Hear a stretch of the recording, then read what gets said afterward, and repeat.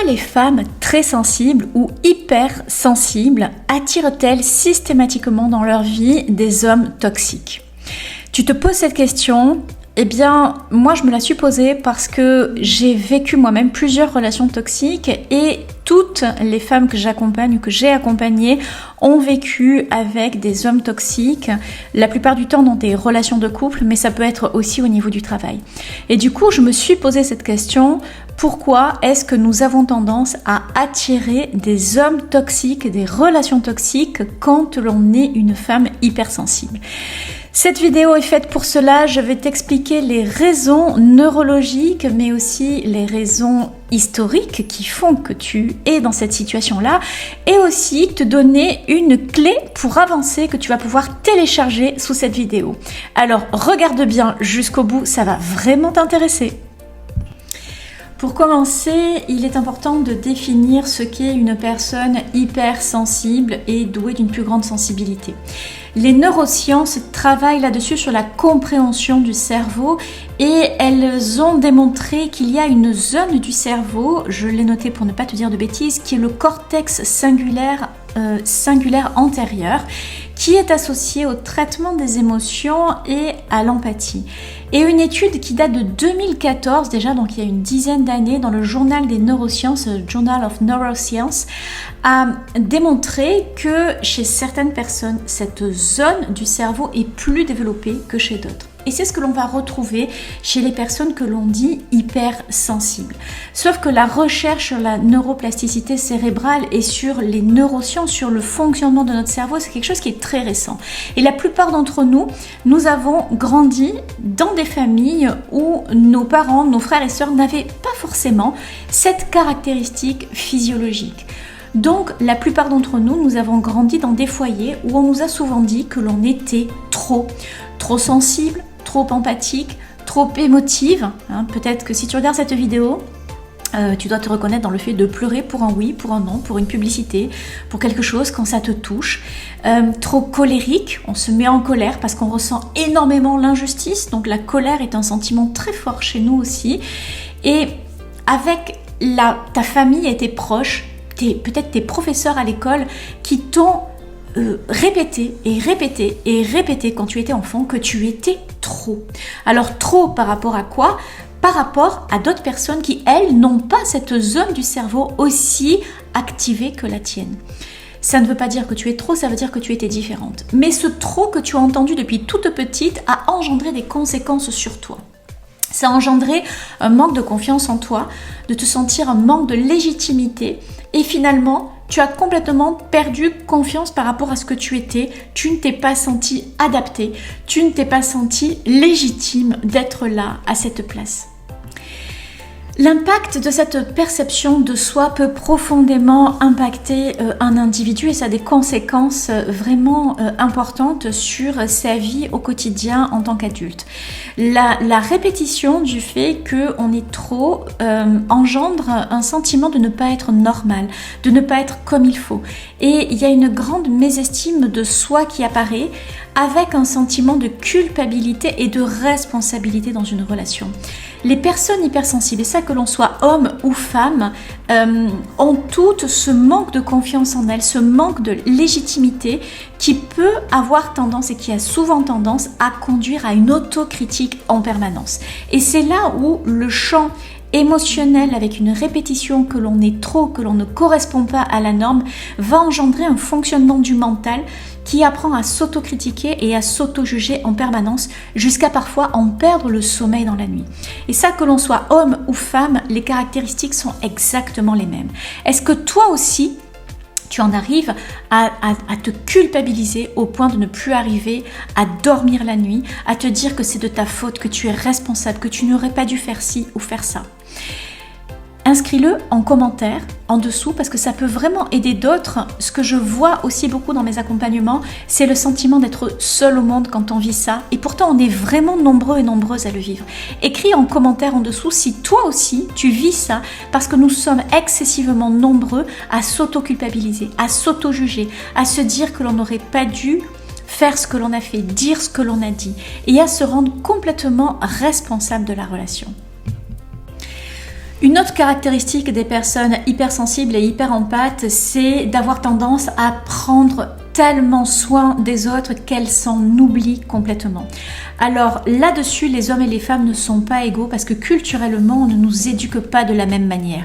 Une femme va être éduquée dans le sens de prendre en charge, prendre soin de la famille, des enfants, du mari, alors que l'homme, on lui apprend très petit à ne pas exprimer ses émotions, à se taire, à se montrer fort et pas vulnérable. C'est un signe de faiblesse dans notre culture, encore aujourd'hui, d'exprimer ses émotions pour un homme. Et cela va avoir des conséquences qui sont différentes pour les hommes et pour les femmes. Pour les femmes, les conséquences que cela va avoir, c'est avoir tendance à être dans l'hyper-empathie, dans le prendre soin de l'autre, dans le fait de devenir une sauveuse. On veut sauver l'autre, on veut prendre soin de lui, on veut prendre soin d'elle. Et du coup, on se met complètement à son service et on s'oublie totalement dans l'équation. Alors que chez les hommes hypersensibles, surtout au-delà d'un certain âge, plus tellement chez les jeunes, il y a vraiment un changement de mentalité et c'est très bien. Mais les hommes d'un certain âge, on les a tellement bridés sur leur hypersensibilité. On leur a tellement dit qu'un homme ne devait pas être hypersensible, qu'un homme ne devait pas exprimer ses émotions, que certains sont devenus complètement avec un comportement limite autiste et ont développé des comportements de fuyants qui peut être aussi révélatrice d'une relation toxique, notamment quand on a développé une personnalité de narcissique introverti que l'on retrouve souvent chez les hommes fuyants. Ce sont des hypersensibles aussi, mais ils font ce qu'ils peuvent avec tout ce que on leur a dit et avec ce que la société leur a appris que l'on attendait d'un homme. Donc vous voyez bien que la même chose au départ, le même fonctionnement cognitif cérébral va avoir des conséquences différentes selon que l'on est une femme ou selon que l'on est un homme. Et malheureusement, même les hommes hypersensibles peuvent devenir des profils toxiques dans une relation. Alors, qu'est-ce qui caractérise le profil toxique et les relations de pouvoir ? Les profils toxiques ont une fragilité narcissique qui les rend très sensibles à la validation externe. Cette caractéristique les pousse à rechercher le contrôle dans leur relation. D'un point de vue psychologique, ce sont des individus qui souffrent d'un complexe de faible estime d'eux-mêmes, qui peut provenir d'un manque d'estime de soi ou de blessures narcissiques dans leur propre passé. Et par rapport à ça et à cette définition psychologique, je ne dis pas que les femmes sont des victimes et que les hommes sont forcément des bourreaux. Une femme hypersensible peut elle-même avoir une blessure narcissique et avoir par certains aspects prendre le pouvoir d'une certaine manière dans la relation. Donc c'est très important si vous avez une sensibilité particulière et que vous êtes dans des relations toxiques, c'est vraiment très important d'analyser et de bien comprendre que vous faites partie prenante de la problématique et d'accepter, ok, l'autre en face de moi, il a quand même un fonctionnement tordu, pervers, une relation de pouvoir, mais moi, quelle est ma relation au pouvoir et avec quoi je me suis construite dans cette relation au pouvoir? C'est essentiel de comprendre ça et d'analyser ça pour pouvoir se détacher et sortir complètement des relations de pouvoir. La différence finalement qu'il va y avoir entre une personne qui est saine et une personne qui a une relation pathologique au pouvoir, c'est la volonté d'avancer, de dépasser, de comprendre et de se transformer. Une personne saine va chercher à comprendre pourquoi elle est comme ça, qu'est-ce qui fait qu'elle réagit comme ça, qu'est-ce qui fait que de relation en relation, c'est toujours les mêmes schémas qui se reproduisent. Une personne qui a un profil pathologique, c'est une personne qui va rester dans cette notion de pouvoir et qui va ne pas vouloir le lâcher et rester là-dedans, rester dans cette emprise. Et lorsque l'on est avec ce genre de profil, l'emprise, elle va être de diverses manières. La personne va utiliser la critique pour rabaisser le partenaire, cherche à maintenir une position de supériorité psychologique. Le comportement leur permet de compenser une propre insécurité. Donc, dans les profils pathologiques, il n'y a surtout aucune remise en question parce que ça viendrait complètement déconstruire ce peu de pouvoir qu'il y a sur le fait d'exister par rapport aux autres. Et c'est là où on tombe dans la pathologie. Et c'est là où, quand on est une femme hypersensible et hyper empathe et que l'on se remet systématiquement en question, on peut effectivement participer à nourrir une relation avec un homme toxique qui va chercher à avoir de l'emprise et du pouvoir sur soi et à jamais se remettre en question. C'est le profil type des relations avec un pervers narcissique. Et la plupart des femmes que j'ai accompagnées, et j'en ai accompagné plus de 150 à ce jour, ont quasiment toutes eu des relations avec un pervers narcissique. Pourquoi ? Parce que lorsque l'on est une hyperempathe, on va chercher à soigner, à guérir, à prendre soin de l'autre, au lieu de prendre soin de soi. Et on se remet en question parce que ça fait partie de notre manière de fonctionner, alors qu'en face, on a quelqu'un qui a une faille narcissique et pour combler sa faille narcissique, va chercher à prendre le pouvoir et l'emprise sur l'autre. Et donc, c'est très facile avec une hyper-empathe qui se remet sans cesse en question de la rabaisser, de la culpabiliser et de faire en sorte de la maintenir dans cet état finalement de fragilité psychologique et émotionnelle. Et c'est comme ça que le pervers narcissique se nourrit de l'émotion de sa victime. Alors pour une femme hypersensible, cette dynamique de relation est vraiment dévastatrice. Je peux vous parler en connaissance de cause puisque je l'ai moi-même vécu pendant 14 ans. Ça a été extrêmement difficile de m'en sortir et j'accompagne aujourd'hui des femmes qui sont dans cette dynamique relationnelle ou qui ont été, qui ont réussi à s'en extirper.